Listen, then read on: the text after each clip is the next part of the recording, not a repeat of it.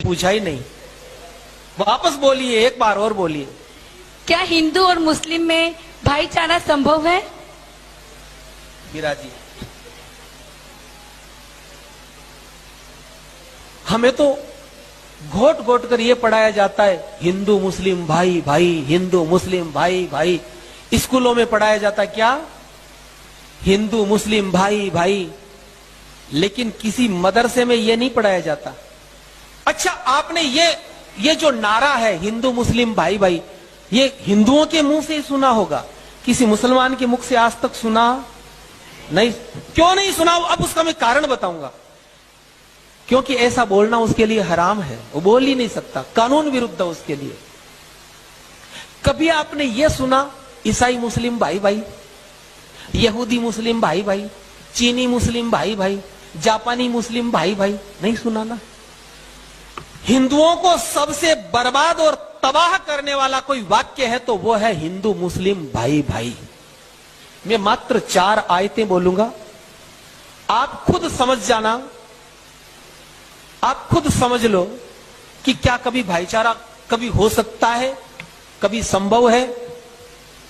मैं कुछ लाइनें बोल रहा हूं जो कुरान मजीद में जो आदेश दिए गए। सबसे पहली लाइन, ला यत्खिजिल मुअमिनूनल काफिरीन औलिया। ये चीज मैं बोलूं कि ना बोलूं? मैं इसलिए बोलूं कि ताकि उन नमूनों को भी पता चले कि मुझे भी आता है ये सब बोलना। वो भी तो सुन रहे होंगे ना कहीं बैठे बैठे। नहीं तो कोई ये कह सकता है कि ये आदमी काल्पनिक बोल रहा है। इसलिए मैं ये बिल्कुल बोल करके बता रहा हूं। हिंदी अर्थ, हे मोमिनो, यानी हे मुसलमानों,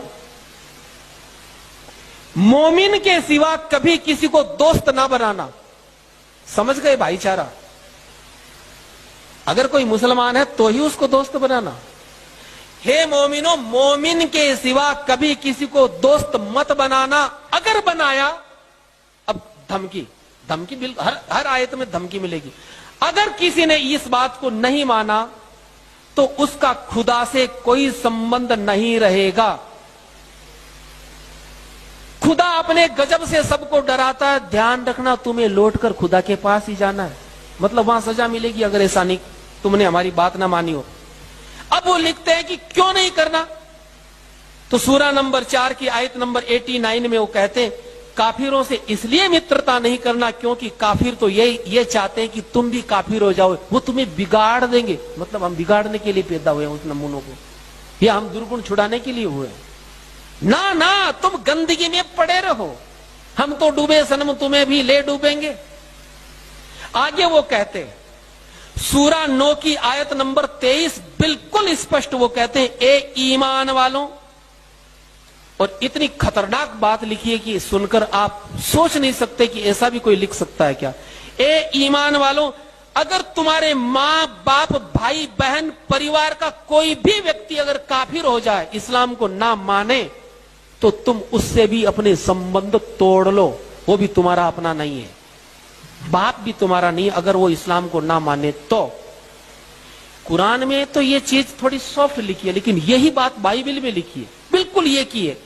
बाइबल में और कठोरता से लिखी है। वहां लिखा गया है तुम्हारा बाप भाई परिवार कोई भी सगा संबंधी अगर ईसाई मत स्वीकार ना करे तो पहले तुम अपने हाथों से उसको मारोगे और फिर दूसरे ईसाइयों को सौंपोगे मारने को, चाहे कितना ही अपना क्यों ना।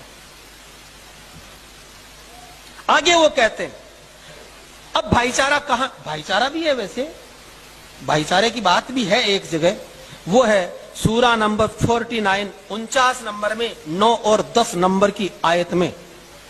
वो कहते हैं अगर मोमिनों के 2 गुट आपस में लड़ ले, मुसलमानों के 2 फिरके आपस में अगर लड़ ले तो उनको लड़ने मत देना, उनमें सुलह करवा देना, समझौता करवा देना। भाईचारा है लेकिन केवल मुसलमान से भाईचारा है। और आगे वो लिखते हैं, वो मैंने आपको बता ही दिया नहीं कि तुम काफिरों को ज्यादा देर तक कैद रखो, ज्यादा देर नहीं रखना, उसको अनाज नहीं खिलाना, उसका तुरंत कत्ल करके गर्दन उड़ा करके उसका खून बहा करके जमीन में गाड़ देना। जिंदा रहने तक का अधिकार नहीं है किसी को।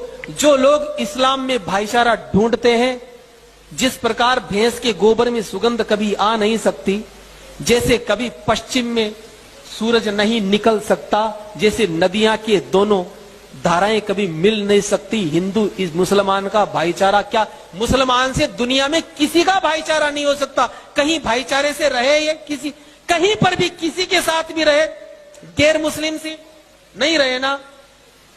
अगर आपको भाईचारे का ज्यादा शौक है, आप उनसे भाईचारे की बात करो, आप उनको भाई मानेंगे, वो आपको चारे की तरह चरते रहेंगे।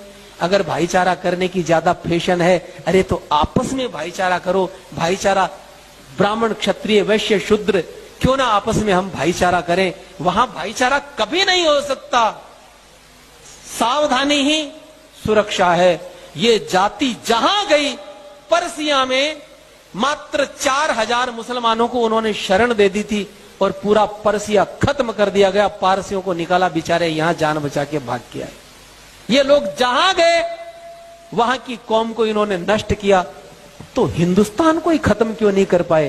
क्योंकि यहां संख्या ज्यादा थी, बड़ा देश था, लगे हुए अभी तक है।